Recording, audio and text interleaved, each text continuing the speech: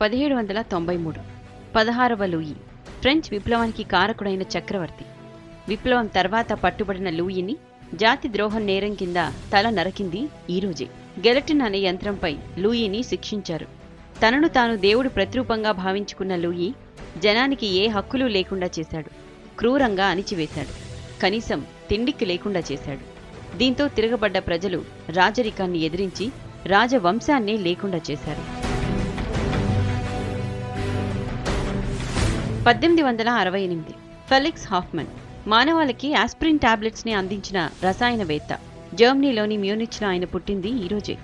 Bayer pharmaceuticals కంపెనీలో పనిచేస్తూ aspirin, హెరాయిన్లను కనిపెట్టాడు.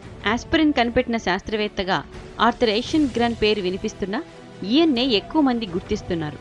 ఆస్పిరిన్ ఎన్నో రకాలుగా ఉపయోగపడుతోంది. హాఫ్మన్ 78వ ఏట 1946 ఫిబ్రవరి 8న చనిపోయారు. 1905 పారిస్ ఫ్రాన్స్కు రాజధానే కాదు, ప్రపంచ ఫ్యాషన్ రంగానికి రాజధాని కూడా. రెండో ప్రపంచ యుద్ధం తర్వాత పారిస్ ఫ్యాషన్ రంగంలో తన ప్రభావాన్ని కోల్పోయింది. అలాంటి నగరానికి తిరిగి ఆ కీర్తిని తెచ్చినవాడు క్రిస్టియన్ డయార్. ఫ్రాన్స్లోని మాన్చేలో ఆయన పుట్టింది ఈరోజే. చిన్నప్పటి నుంచి ఆర్ట్స్ అంటే ఇష్టం. రకరకాల డిజైన్లు చేసేవాడు. చిన్న వయసులోనే ఆర్ట్ గ్యాలరీ పెట్టుకుని తన డిజైన్లను అమ్మకానికి పెట్టేవాడు. అలా ఫ్యాషన్ రంగంలోకి అడుగుపెట్టాడు. సినిమా స్టార్లకు, సంపన్నులకు పర్సనల్ డిజైనర్గా ఎదిగాడు. 1947లో అ న్యూ లుక్ అనే కొత్త డిజైన్ చేశాడు. ప్రపంచంలోనే టాప్ ఫ్యాషన్ హౌస్లలో ఒకటైన డయార్ను స్థాపించింది ఈయనే. ఫ్యాషన్ రంగ రారాజు 57వ ఏట 1952 అక్టోబర్ 23న చనిపోయారు.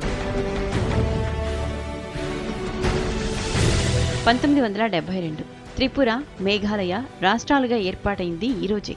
1971 ఇండో పాక్ యుద్ధం తర్వాత 1972లో బంగ్లాదేశ్గా అవతరించింది. దీని ప్రభావం పక్కనే ఉన్న మన ప్రాంతాలపై పడింది.